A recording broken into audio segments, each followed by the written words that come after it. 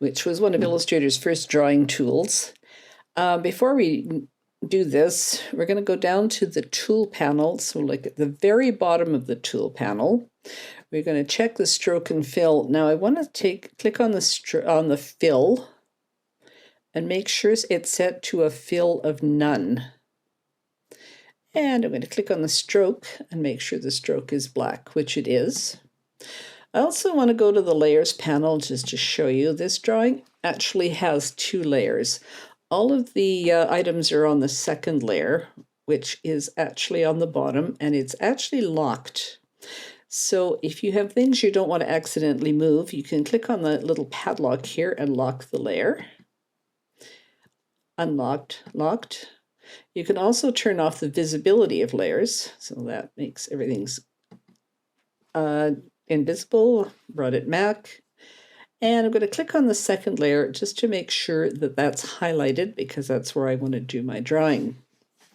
So the pen tool in Illustrator, if you want to just draw a straight line here, what you want to do is you want to make what's called an open path. The geometric figures are, of course, all closed paths, so the end meets the beginning and the fill is enclosed within a path. Open paths are just straight lines. So to create the path, I'm going to click my cursor here. And what I'm doing is I'm saying, Illustrator, start here. I'm going to move my cursor over here and click it again and say, Illustrator, end here. Now, Illustrator is going to want to keep on going. So if you want to just draw a straight line with the pen tool, there are 2 ways to tell Illustrator you're done. One is to hit the escape key. And you can see now I'm not going it any further. I'll draw another line here. Beginning, end, connected automatically by a line segment. The other way to do it is to put your finger on Command or Control on the PC. That brings up the last selection tool that you used. So I can click outside my line, and now I am no longer working on that line. I've told Illustrator I'm finished. Okay, so straight lines are simple. Let's just click, click. Click, click, click to finish it. If you want, you'll notice that I see a little circle there, and that tells Illustrator I'm closing the path. If I just want a straight line, I just click it, hit escape to say we're done, and move on to the next. Curves are a bit more complex in that instead of just clicking it, you're going to click and drag in the direction you want the curve to go. So if I click at this corner here and drag up, the curve goes up, so that's where I want to drag. If I move my cursor over here to point B and drag down because the curve goes down, you can see I'm finishing the curve. The red line that you see while you're drawing is called a rubber band, and it actually gives you an idea of where your curve is going to be. Again, I have to either hit escape or Command click outside the area to finish, otherwise Illustrator will want to keep on going. The curved line, and I'm going to go to my direct selection tool. The curved line is defined by these control handles. So when you clicked and dragged at first, you were defining these control handles. The control handles allow you to change the nature of the curve. They allow you to change the location of the point. So if you clicked in the wrong place, you can move that over. Like everything else in Illustrator, you can always fix things. Nothing is permanent. You can always move them around. Okay. Now, going from a curve to a straight line is a bit more complicated. I'm going to go back to my pen tool here. And with this, the curve's going towards the left, so I'm going to click and drag towards the left. Start the curve, and I click and drag at B to end the curve. Now, if I just click at C, you can see I get a kind of a curve and a half here, which looks kind of weird. So I'm going to delete that and start over again. I'm going to click and drag here to start. Click and drag here. Click again at B, and you'll notice that it took out one of the control handles there. And now when I click at C, I have a straight line. So when you go from a curve to a straight line, you're going to have to click twice. I'm just going to escape here. You'll have to click twice at the point where it changes and tell Illustrator that you're going from a straight line to a curve or vice versa. Similarly with this one, I'm going to click here, click at B. Click a second time at B and drag to start the curve. Click and drag at C to finish the curve. Watch, as soon as I click a second time at C, you'll see that top control handle disappear. And now I've gone from a straight line to a curve and then back again. Okay, the third tricky bit is what's called a cusp path. So what I'm going to do here is I'm going to start this curve here and add this curve here. Now I want to have a point between the two curves. So if I just click at C and drag, you can see again I have this weird curve thing happening. So I'm going to start at A, drag down at B.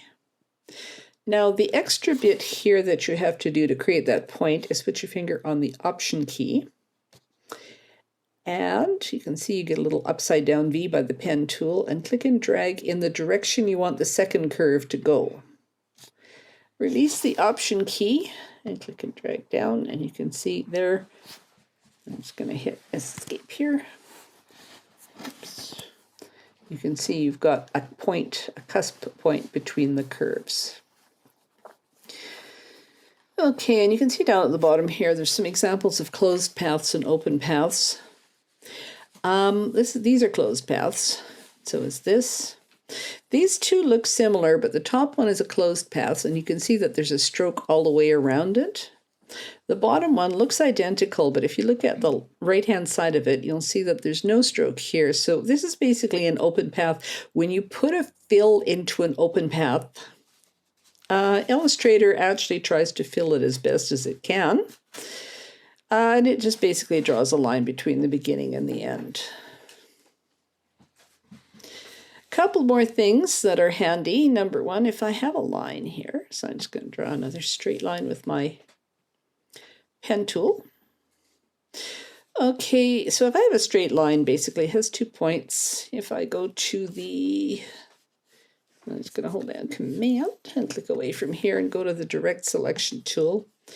You can see that when I click on it, all I could do is move the line around. What if I want to bend the line? The pen tool has a smart option here. And you'll notice that when I move my pen tool just to the very bottom of that line, just so it's just touching that line, instead of the little star beside it, it gets a plus sign. And that means that it will actually add a point to that line. So now I can go back to my Direct Selection tool, select that point, and bend the line. If I decide later that I didn't want to do that, I can go back to the pen tool. If I move my pen tool to a point, it'll assume that I want to get rid of that point. You can see there's a little minus sign there, and now it's disappeared. So you can add and subtract points from an existing path if you need to modify the path. Now, another tool here, which is under the pen tool, I'm just going to draw a little rectangle here. And I'm going to go to my pen tool. Now, here's this. I find this is actually really handy, and I wish Adobe would do it with all their apps. If you click and hold under the pen tool, you'll notice that there are other tools underneath it. If you hold your cursor on the very end, you'll get what's called a little tear-off panel. So you've got the regular pen tool, the plus, add, and delete anchor point tools, and the third tool is just called the anchor point. It used to be convert anchor point tool, which is a bit more descriptive. And what you can do with that is, let's say I really wanted this to be a curve. I can click the convert anchor point on it and drag it, and that makes it into a curve.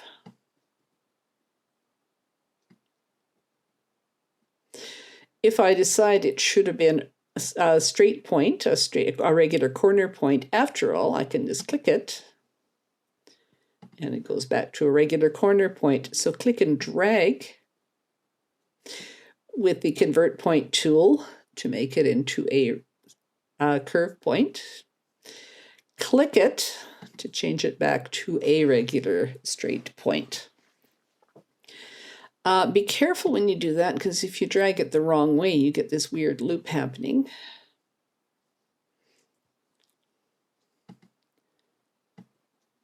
So make sure you're doing this. Watch the rubber bands, make sure you're doing this and not this. Okay, the last thing I just want to actually mention is changing a curve point to a cusp point. So I'm going to draw a little circle here. And for this, I'm actually going to use the direct selection tool, not the pen tool. So you can see, I'm going to click away from it and then click on it. You can see there are 4 anchor points here. And if I click on this one, I want to make a cusp point here. So I want to make it look more like a tomato than an apple. So what I'm going to do is click on this and put my finger on the Option key. Drag that curve handle, and you can see it's basically split that curve handle. Normally, the curve handles, when you turn them, basically they're linked together. But using the Option key and dragging actually creates a cusp point. So now I can change them. I could play around with these. So I've made the regular curve point into a cusp point. So those are some things that you can do with the pen tool.